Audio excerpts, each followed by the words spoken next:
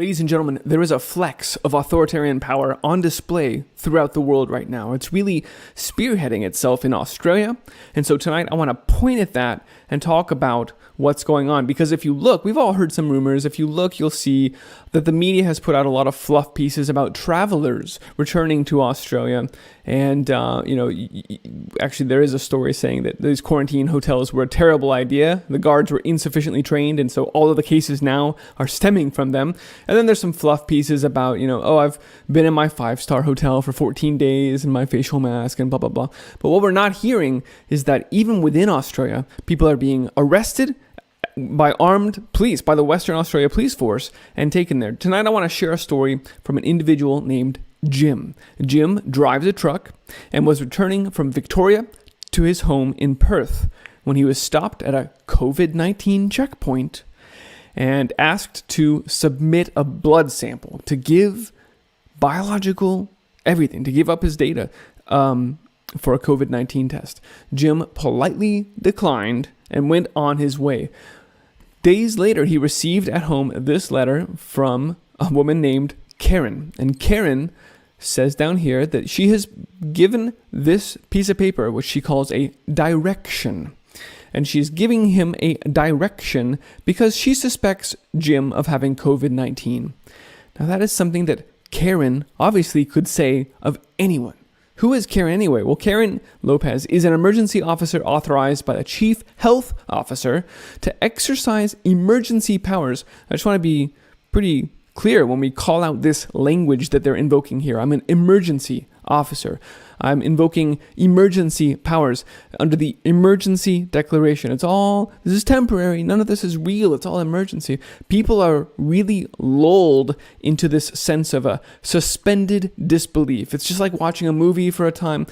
And that's a dangerous place for people to go in a situation like this, where they are lulled into this sense that things will return to the normal. Ladies and gentlemen, these are permanent losses of our liberties that we're experiencing right now. This is not a movie we're watching. You need to believe what you're seeing, and what we're seeing is amazing. So what is it that Karen asks Jim to do? Well, medical examination. Number 1, you must undergo a test for COVID-19. It comprises the taking of samples. We want your blood. We want your information. In fact, number 2, serology testing. Not going to be useful. You can only use the wildly inaccurate tests with huge false positive. You can only our tests. You see how this works? We're giving you a direction, an order, and you will comply, and you will take only our tests. And here's the penalty, page 2. The penalty and enforcement of our direction. It is an offense for you to fail to comply with our direction. We will charge you $20,000. And please also note that if you do not comply with my direction, says Karen, reasonable force may be used to ensure your compliance. Signed, Karen, August 13th.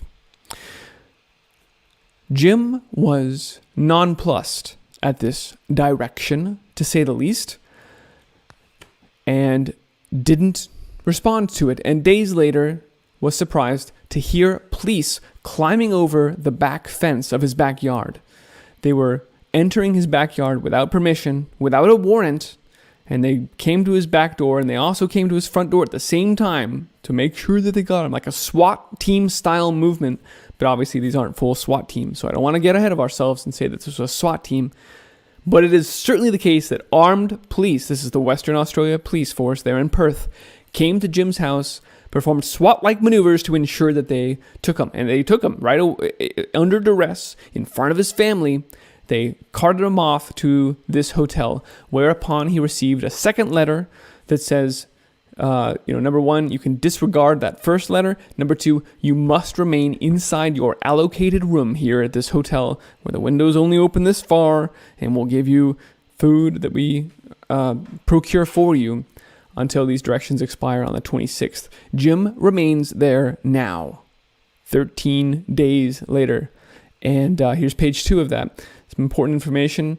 You must immediately inform authorities at this hotel if you develop a fever or you have other symptoms. Although it may not be COVID-19, this is all to keep you safe, to keep everyone safe. Signed, Commander Stephen Mayerberry, Detective Senior Constable of the Western Australia Police. By the way, this time note that it's a 12 months imprisonment, not a quarantine, imprisonment, and $50,000 fine if you escape. If you escape, listen to the word I accidentally used there. That is a slip. If you actually go as a free man, if you fail to comply with their illegal order to stay in your hotel room. This is insane. This is the march of tyranny, and it is happening around the world, and this is a highly visible demonstration of it in Australia. And Jim asked that I share this, and I want to get the word out as well, because I think if we can all see this, if we can see what's going on, then people will say, this is unacceptable. This has gone too far. And we'll actually get a response. We'll actually push back against the tyranny, which is the only way it will ever stop. Okay? They're not going to roll it back. This is not a temporary emergency. This will continue until we stop it. The amount of tyranny you live under is exactly that you will tolerate. I have put up a thread with all of these documents, again, because I want them to be available to you so that you can show people what's going on, about Jim's story about armed police coming to his family's home, taking him away at gunpoint under duress to a hotel where he's been locked away for the last 13 days now. So, ladies and gentlemen, this is coming around the world right now. This is a global flex of authoritarian power. And they are flaunting it and making sure that everyone knows that this is where we are now.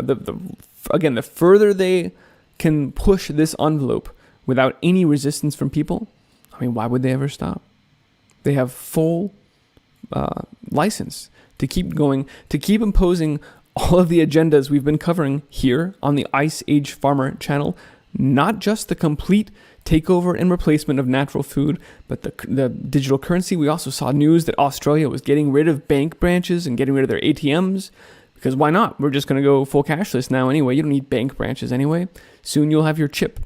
So it's just astounding. Australia really looks like the testing grounds right now for a lot of this, to see how people react as they push forward in the COVID 1984 new world. We can't let this happen, folks. Please, again, spread the word. That's the most important thing.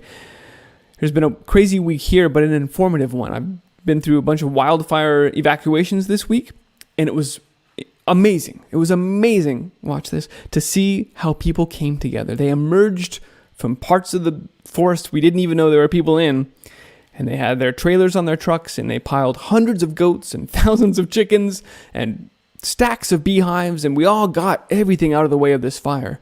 And it was amazing to see all kinds of different people with different beliefs and different ideology. They usually wouldn't even get along or look at each other, or who knows. Didn't matter. None of that mattered, because we had a mountain to move. And nobody said, that's impossible, we can't move. No, we just all walked over and we did it. And it worked. And we got all those animals out and all those people out safely, and no one was hurt in the Jones fire. And that's amazing. And I'm wholly confident. It just was so remarkable to see people come together like that. It was the true spirit of humanity invoked in that moment. And I really just want to see when the threat is visible like that, people come together. And so if we share this information and these documents that I've posted here at twitter.com/iceagefarmer, and we make this threat as visible as the smoke from a wildfire, then we can come together and we can overcome it too. Thanks for spreading the word to help do that. Be well, folks.